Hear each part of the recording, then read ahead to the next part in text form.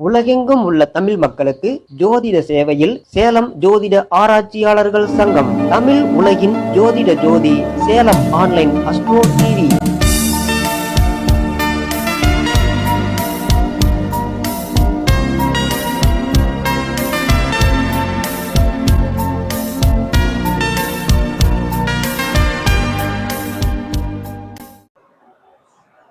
சேலம் ஜோதிட ஆராய்ச்சியாளர் நல சங்கம் நடத்தும் 17வது ஜோதிட கருத்தரங்கு மிக சீரும் சிறப்புமாக நடந்து கொண்டிருக்கிறது. இந்த கருத்தில் நம்ம சங்கத்தின் தலைவர் சந்திரகுமார் ஐயா அவர்கள் அற்புத விதிகள் 6 என்ற தலைப்பில் அவர் இதில் பார்த்தீங்கன்னா எல்லா இதுலையுமே இந்த 6 விதியை மென்ஷன் பண்ணி தான் கொடுக்குறாரு. ஆனால் அந்த 6 விதி 6 லட்சத்துக்கு பொருந்தும் அப்படின்ற மாதிரியான ஒரு கருத்து அந்த விஷயத்தில் இருக்குது. அவர் கொடுத்த அந்த பேப்பரில் அவ்வளோ விஷயம் இருக்குது. ஆனால் அதை கிடைக்கணும்னா நம்மளுக்கு கொஞ்சம் ஜோதிட அறிவு இருக்கணும். 6 விதிகள் 6 ரத்தனங்கள் நமக்கு. அதை பற்றி இன்னும் விரிவாக தலைவர் ஐயா பேச போகிற நாமும் ஆர்வமுடன் கேட்போம். இருக்கிற கும்பி வர வைக்கிறோம். அனைவருக்கும் வணக்கம். இன்று சேலம் ஜோதிட ஆராய்ச்சியாளர்கள் சங்கத்தினுடைய 17வது மாதாந்திர கருத்தரங்க நிகழ்ச்சியில் கலந்து கொள்ள வந்திருக்கக்கூடிய அனைத்து ஜோதிட பெருமக்களுக்கும், ஜோதிட ஆர்வலர்களுக்கும், ஜோதிட மாணவர்களுக்கும் என் முதற்கண் வணக்கத்தை தெரிவித்துக் கொள்கிறேன். நல்ல கருத்துக்கள் மக்களிடத்தில் போய் சேர்றதுக்கு தகுந்த மாதிரி ஆதரவாக இருக்கக்கூடிய உள்ளங்களுக்கு என்னுடைய மனமார்ந்த நன்றிகள். அடுத்தது இன்னைக்கு தலைப்புல அற்புத விதிகள் 6 அப்படிங்கிற தலைப்புல விதி 1, அற்புத விதிகள் 6 விதியில ஒரு விதி எடுத்துக்கலாம். நோட் பண்ணிக்காங்க. ஒரு மாசத்துல, தமிழ் மாசத்துல 2 அமாவாசையோ 2 பௌர்ணமியோ வந்தா அத மல மாதம் அல்லது அதி மாதம்னு சொல்லுவாங்க. இது மாதிரி வரக்கூடிய ஒரு வாய்ப்பு இருக்குது. அதே போல அமாவாசையோ பௌர்ணமியோ வராதே ஒரு மாசம் இருந்துச்சுன்னா அதுக்கு விஷமாதம்னு பேரும். இது ஜோதிட சாஸ்திரத்துல இருக்குது. ஆனா அமாவாசையிலிருந்து 15 நாள்ல பௌர்ணமி வந்துடும், பௌர்ணமியிலிருந்து 15 நாள்ல அமாவாசை வந்துடும். மாசத்துல எப்படி 29 நாள் கம்மி இல்லாத மாசம் வருது, 28 29 மாசம் நாட்கள்ல மாதம் வந்துருக்கு. அப்படிங்கும்போது அமாவாசையாவது பௌர்ணமியாவது இல்லாத எந்த மாதமும் இருக்க வாய்ப்பு இல்லை. அப்படி இருந்தாலும் அது விஷ மாதம்னு சொல்லப்பட்டிருக்கு. ஆனா இதுல என்ன அப்படின்னா, இந்த வருஷத்துல வைகாசி மாசத்துல இந்த 2 அமாவாசை வருது. அப்படிங்கும்போது வர்றதுனால இப்ப இது சம்பந்தமா ஒரு சிலர் என்கிட்ட கேள்வி கேட்டிருந்தாங்க, இது மல மாதமாச்சு அப்படின்ட்டு. இது ஒரு விதி நல்லா தெரிஞ்சுக்கணும். இது ஒரு விதிவிலக்கு இருக்குங்க. சித்திரை வைகாசி இந்த 2 மாதங்களுக்கு மட்டும் இந்த மல மாத தோஷம் இல்லை. இது ஒரு ஜோதிட சித்தாந்த விதி. இது நிறைய பேருக்கு தெரியாம இருக்குது, தெரிஞ்சுக்கணும். ஏன்னா சித்திரை மாசத்தோட வைகாசி மாசத்துல நிறைய முகூர்த்த தேதி இருக்குது. இந்த மாசத்துல முகூர்த்தம் வைக்க கூடாதா அப்படிங்கிற மாதிரி நிறைய பேருக்கு சந்தேகம் ஆயிருது. இது நல்லா தெளிவுபடுத்திக்கலாம். இந்த மல மாத தோஷம் சித்திரை வைகாசி மாதங்களுக்கு கிடையாது. அதனால இந்த வைகாசியில 2 அமாவாசை வந்தாலும் தாராளமா முகூர்த்தம் செய்யலாம். இதை எல்லாரும் தெரிஞ்சுக்கணும். இது முதல் விதியா கொடுத்துருக்கு. அடுத்ததா பாத்தீங்கன்னா விதி 2ல பஞ்சாங்கம் இருக்கு அல்லவா. பஞ்சாங்கத்துல திதி கெட்டு இருந்தால், அதாவது திதி பலவீனப்பட்டு இருந்தால் அதை வெல்வதற்கு வாரம் சப்போர்ட் பண்ணும். இன்னைக்கு திதி சரியில்லை அப்படின்னா வாரம் இன்னைக்கு என்ன கிழமை அப்படின்னு பார்த்து அந்த கிழமை நாதன் நம்மளுக்கு நன்மை கொடுக்குற மாதிரி இருந்தா அந்த நாள் எடுத்துக்கலாம். அந்த திதியினுடைய தோஷத்தை வாரம் வென்றுடும். சப்போஸ் வாரமும் சரியில்லாம இருந்ததுன்னு வச்சுக்கோங்க, அதை நட்சத்திரம் வெல்லும். அப்ப இன்னைக்கு என்ன நட்சத்திரம், இந்த நட்சத்திரம் நமக்கு சாதக நட்சத்திரமா அப்படின்னு பார்த்தோம்னா திதி கெட்டு இருந்தாலும் வாரம் கெட்டு இருந்தாலும் நட்சத்திரத்தை கொண்டு அதை ஜெயிச்சிடலாம். இது ஒரு சூட்சம விதி. இப்போ திதி வாரம் நட்சத்திரம் 3மே கெட்டு இருந்தாலும் லக்கினத்தை எடுத்துக்கலாம். லக்கினம் நல்லா அமைஞ்சிட்டா வெற்றி கொடுத்துரும். ஆனா நான் நிறைய இந்த சூத்திரத்தை என்னுடைய வாழ்க்கையில கையாண்டிருக்கிறேன்.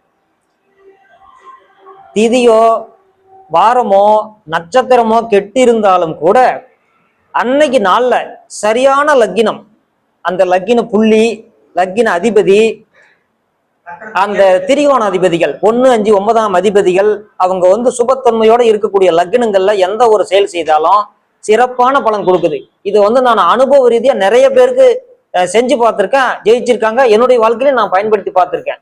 நான் பயன்படுத்தின பிறகு நிறைய பேருக்கு அதை கொடுத்த எல்லாருக்குமே அது வந்து சரியானதாகவே அமைஞ்சிருக்குது. நீங்களும் கூட இதை ஃபாலோ பண்ணி பாருங்க.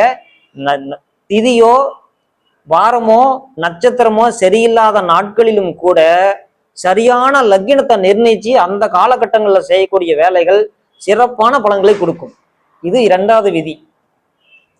அடுத்ததா பாத்தீங்கன்னா, அந்த மாதிரி ஒரு லக்கினம்னு எடுத்துக்கிட்டோம்னா, லக்கினத்துல குருவும் சுக்கிரனும் நின்றுட்டாங்கன்னு வச்சுக்கோங்க, அந்த லக்கினம் வந்து சுபத்தன்மையை இன்னும் அதிகப்படுத்திக்கும். ஒரு சுபத்தன்மையான லக்கினம்னு வச்சுக்கோங்க, அது எந்த லக்கினமா இருந்தாலும் சரி, அந்த லக்கினத்துல குரு நின்றுட்டாவோ சுக்கிரன் நின்றுட்டாவோ, ஏன்னா இவங்க 2 பேருமே பூரண சுப கிரகங்கள். சுபத்தன்மை வந்து பெருகின கிரகம். ஒருத்தர் அசுரர் ஒருத்தர் தேவர்னு எடுத்துக்கிட்டா கூட 2 பேருமே அற்புதமான பலன்களை கொடுப்பாங்க. அதனால லக்கினத்துல சுக்கிரன் இருக்கக்கூடிய நேரமோ லக்கினத்துல குரு இருக்கிற நேரமோ வாழ்க்கையில ரொம்ப உன்னதமான காலமா அமையும். அடுத்ததா பாத்தீங்கன்னா, லக்கினத்துல புதன்னா 100 தோஷங்களை வெல்லும். லக்கினத்தில் புதன் நிக்கிற நேரத்துல அந்த ஜாதத்துல இருக்கக்கூடிய தோஷங்களை 100 தோஷங்களை வெல்லும் அப்படின்னு ஒரு சூத்திரம், ஜோதிட சூத்திரம் இருக்கு.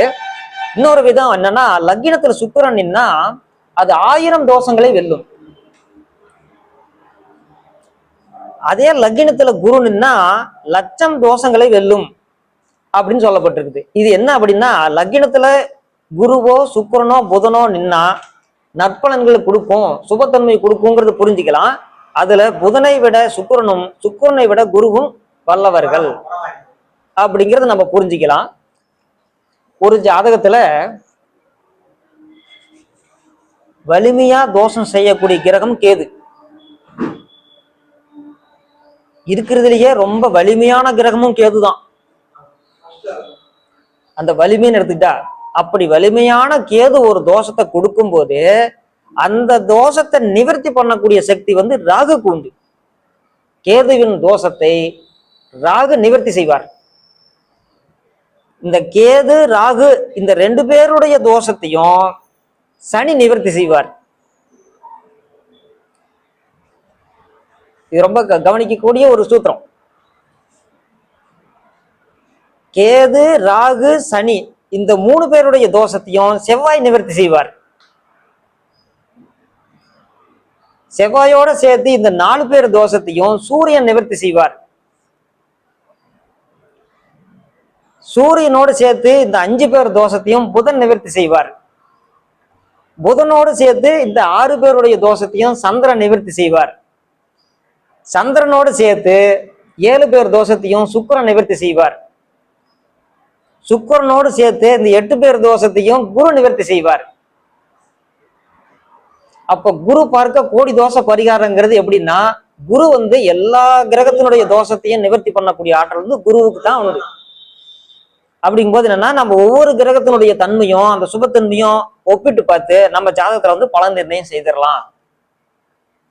அடுத்ததா விதி 4வது விதி. இதுல என்னன்னா, ஒரு ஜாதகம் கணிக்கிறோம் அல்லவா, லக்கின நிர்ணயம் செய்யறோம் அல்லவா, இந்த லக்கின நிர்ணயம் செய்யற முறையில 4 யுகங்கள், கிருதாயுகம், திரேதாயுகம், துவாபர யுகம், கலியுகம் அப்படின்னு சொல்லுவாங்க. இதுல இப்ப நம்ம கலியுகத்துல என்ன பண்றோம் அப்படின்னா, தொப்புள் கொடி அருந்து அந்த குழந்தை தனியா வெளியே வந்த உடனே அதை லக்கினம்னு நம்ம குறிச்சிக்கிறோம். தொப்புள் கொடி அருந்துகிற நேரம் தான், அதை தாய்க்கும் குழந்தைக்கும் இருக்கக்கூடிய அந்த பந்தம் வந்து தொப்புள் கொடி பந்தம். தொப்புள் கொடி அருந்த உடனே 2மே தனித்தனி உயிராயிடுறாங்களா, அதை தான் லக்கினம்னு நம்ம இப்ப கலியுகத்துல எடுத்துக்கிறோம். ஆனா இதுக்கு முன்னா துவாபர யுகத்துல வந்து அந்த குழந்தை ஜனன நேரத்துல தலை வெளியில தெரிஞ்சிட்டாவே அதை லக்கினமா எடுத்துக்குவாங்களாம். அந்த துவாபர யுகத்துல வந்து லக்கின கணிதத்துக்கு சிரசு தெரிகிற நேரம், சிரசு வந்துட்டாவே அதுக்கு ஜனனம் ஆயிட்டா அர்த்தம் அப்படின்னு துவாபர யுகத்துல எடுத்துக்குவாங்களாம். இதே திரேதா யுகத்துல பாத்தீங்கன்னா கரு தரிக்கிற நேரம் தான், அந்த கரு வந்து அந்த தரிச்சு உருவாகிற நேரத்தை வந்து லக்கினமா எடுத்துக்குவாங்களாம் அந்த யுகத்துக்கு. இதே பாத்தீங்கன்னா இந்த கிருதா யுகத்துக்கு சாந்தி முகூர்த்த நேரம் தான், ஆணும் பொண்ணும் சேரக்கூடிய நேரம் தான் அவங்க வந்து லக்கினமா எடுத்துக்குவாங்களாம். அதை வச்சுதான் அவங்க ஜாதகம் கணிச்சு பலன் சொல்லியிருக்கிறாங்க. இப்படி 4 யுகத்துக்கும் லக்கின கணிதத்துல இருக்கக்கூடிய மாறுபாடுகளை நம்ம புரிஞ்சுக்கணும். இது வந்து 4வது விதியா சொல்லியிருக்க. அடுத்தது 5வது விதி அப்படின்னா,